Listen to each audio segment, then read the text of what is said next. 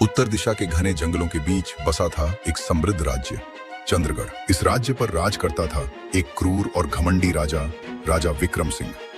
राजा की रानी थी रानी मृदुला, जो जितनी सुंदर थी उतनी ही कोमल हृदय की थी। उनकी एक बेटी थी राजकुमारी दिव्यांशी, जैसी रूपवती वैसी ही सौम्य और संस्कारी।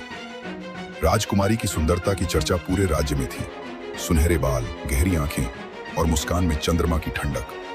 दूसरी ओर उसी राज्य के एक कोने में रहता था एक गरीब मछुआरे का बेटा आरव।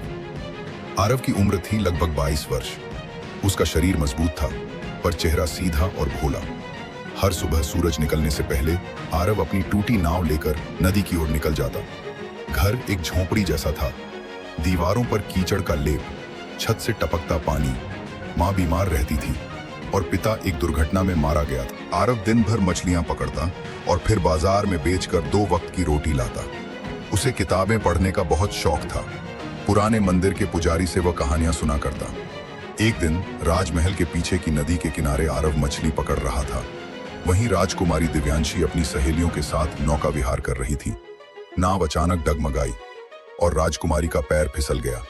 वो पानी में गिर गई और तेज बहाव में बहने लगी। आरव ने तुरंत छलांग लगाई और राजकुमारी को बचा लिया। राजकुमारी बेहोश थी।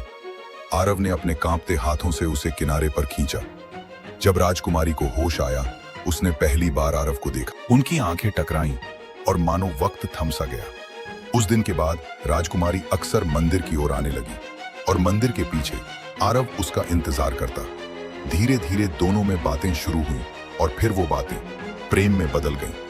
आरव दिव्यांशी से कहता, तुम राजकुमारी हो, मैं बस एक मछुआरे का बेटा। लेकिन दिव्यांशी हंसकर कहती, प्यार रूह का होता है, जात का नहीं। उन्होंने छिप छिप कर मिलने की कसम खाई।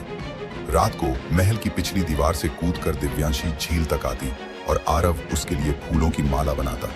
एक दिन रानी मृदुला ने अपनी बेटी की आंखों में प्यार देख लिया। रानी समझ गई दिव्यांशी किसी से प्रेम करती है। उन्होंने दिव्यांशी से बात की और बेटी ने सब सच बता दिया। रानी चुप रही पर उनका दिल डर गया। राजा इस रिश्ते को कभी नहीं मानेगा। लेकिन बात छुपी न रही। एक महल के सिपाही ने दिव्यांशी को आरव से मिलते देख लिया और सारा किस्सा राजा को बता दिया। राजा गुस्से से पागल हो गया।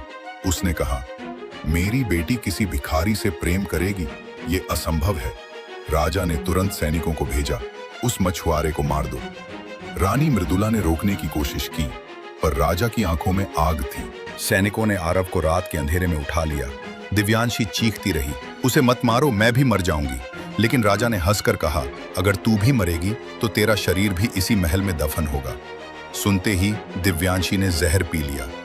राजा हंस रहा था, इस प्यार का यही अंजाम होता है। राजकुमारी मर गई और उसी दिन आरव को महल के तहखाने में काटकर मार दिया गया। दोनों की लाशें राजमहल के अंधेरे कुएं में दफन कर दी गईं। लेकिन जिस मिट्टी में प्यार को दफनाया जाए, वो मिट्टी कभी शांति नहीं देती। उस रात महल की दीवारें कांपने लगी। कुएं से 2 परछाइयां बाहर निकली, एक राजकुमारी की, दूसरी मछुआरे की। लेकिन अब वे इंसान नहीं रहे, वे बन चुके थे भटकती खूंखार आत्माएं। दिव्यांशी के चेहरे पर खून बह रहा था और आरव की आंखें आग जैसी जल रही थीं। महल की दासियों ने कहा, रात को किसी लड़की के चीखने की आवाज आती है और कुएं से कोई बोलता है, हमारा प्यार क्यों मारा। धीरे धीरे महल में अजीब घटनाएं शुरू हुई। एक एक कर सैनिक मरने लगे। कभी किसी के गले में फंदा, कभी किसी का सिर कटा हुआ। राजा ने कहा, यह दुश्मनों की साजिश है। लेकिन रानी ने धीरे से कहा, नहीं, ये आत्माओं का प्रतिशोध है। राजा ने पुजारियों को बुलाया, तांत्रिकों को बुलाया, पर कोई कुछ नहीं कर सका। एक रात पूरी सेना पर हमला हुआ। सिर्फ 2 आए थे, लेकिन सेना के 100 सैनिक मारे गए। राज्य में डर फैल गया। लोगों ने घर छोड़ना शुरू कर दिया। फसलें सूख गईं, बच्चे भूख से मरने लगे। चारों तरफ हाहाकार। रानी ने राजा से कहा, अब भी वक्त है, माफी मांग लो। राजा के घुटने कांपने लगे। वह मंदिर गया और फूट फूट कर रोया। उसने कहा, हे आत्माओं, मुझे क्षमा करो, मैं हार गया। पर तभी मंदिर की मूर्ति से खून टपकने लगा और एक आवाज गूंजी, जिसने प्यार मारा उसे अब मरना ही होगा। राजा भागा। महल के हर कमरे में खून की नदियां थीं। हर दर्पण में दिव्यांशी की सड़ी हुई आत्मा दिखाई दे रही थी।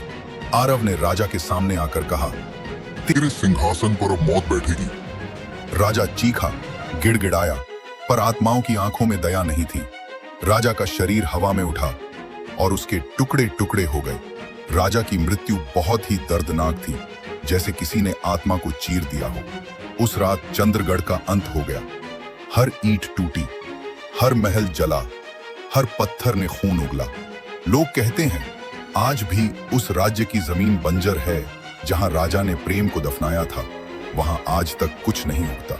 रात को अगर कोई वहां से गुजरे तो किसी लड़की के रोने की आवाज सुनाई देती है और कोई फुसफुसाता है, हमारा प्यार क्यों मारा।